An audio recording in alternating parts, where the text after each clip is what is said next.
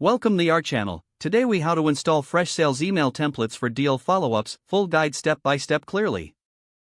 To install Freshsales email templates for deal follow-ups, begin by logging into your Freshsales account.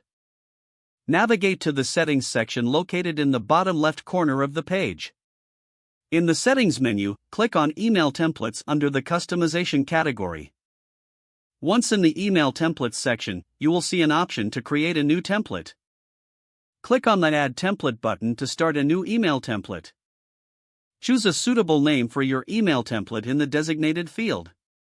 Next, select the format you want to use, either plain text or HTML. In the body of the template, draft your follow-up message. Incorporate personalization tokens to make the email more engaging. These tokens can include the recipient's name, deal name, or any other relevant information.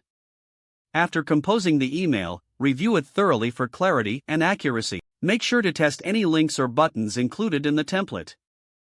When satisfied with your template, click the Save button to store your work. Your new email template will now be available for use with your deals. To apply the template to a deal, navigate to the specific deal you want to follow up on. Click on the email option in the Deal Details view. Select your newly created email template from the drop-down list. Customize the email further if necessary before sending it out.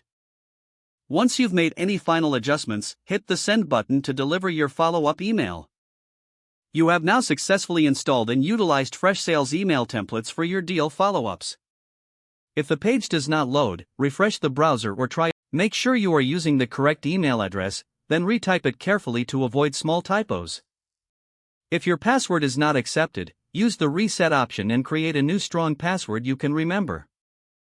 Check your spam folder for verification or security emails, then complete any requested content. Enable two-factor authentication if available to improve account security and reduce unauthorized access risk.